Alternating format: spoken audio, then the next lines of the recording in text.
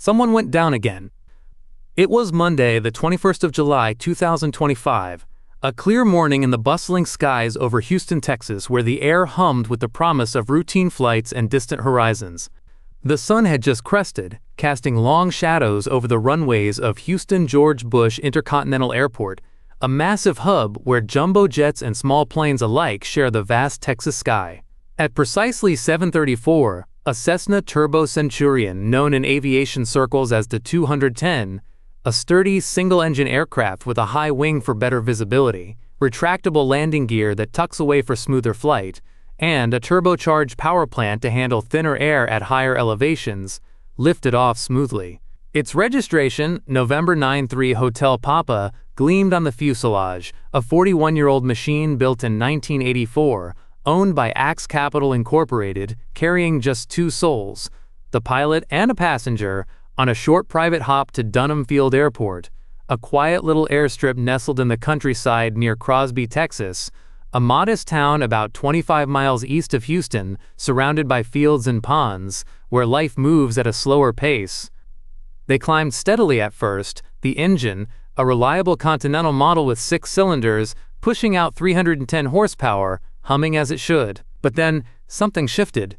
Barely 10 minutes into the flight, at around 7:45, the calm shattered.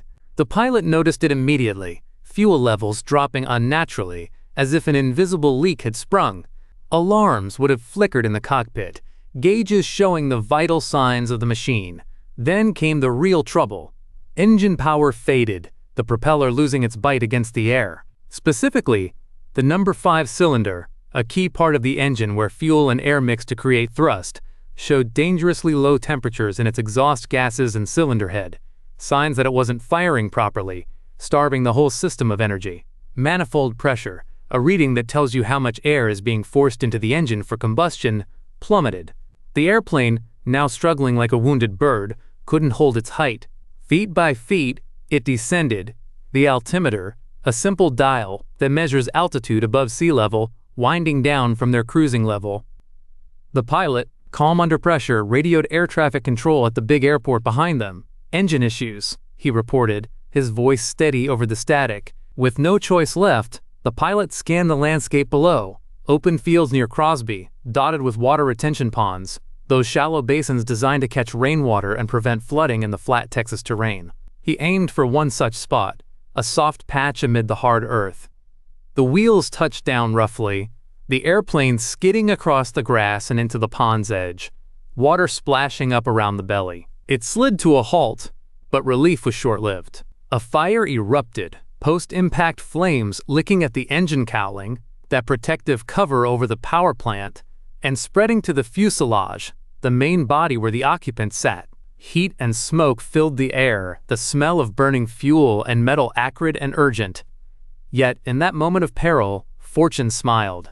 The pilot and passenger unstrapped quickly, forcing open the doors against the growing blaze. They scrambled out unharmed, leaving the wreckage behind, as emergency crews from the Harris County Sheriff's Office and Texas Department of Public Safety rushed to the scene on Adlong Johnson Road. Hazmat teams followed to handle any spilled fuel and the 75-degree Fahrenheit warmth of that July morning. The aircraft, once a proud flyer, was reduced to a charred shell, destroyed beyond repair. The National Transportation Safety Board, the federal experts who dissect every crash to uncover truths and prevent repeats, launched their investigation immediately. Preliminary findings pointed to that sudden fuel loss and engine failure, perhaps a mechanical gremlin in the aging system, though full answers would come later, after sifting through wreckage, flight data, and witness accounts. Weather played no villain here. Skies were fair, visibility stretching for miles, winds light at about 5 miles per hour. And as for the Cessna 210's broader story, statistics from aviation safety reports, like those from the Aircraft Owners and Pilots Association, show its fatal accident rate hovers around 1 per 100,000 flight hours, slightly above the general aviation average, a sobering reminder of how even reliable machines demand respect in the unforgiving sky. In the end, this tale closes not in tragedy, but in gratitude, for 2 lives spared, for lessons that might save others. Aviation binds us to the heavens, but it whispers always of humility, of the fragile thread between flight and fall.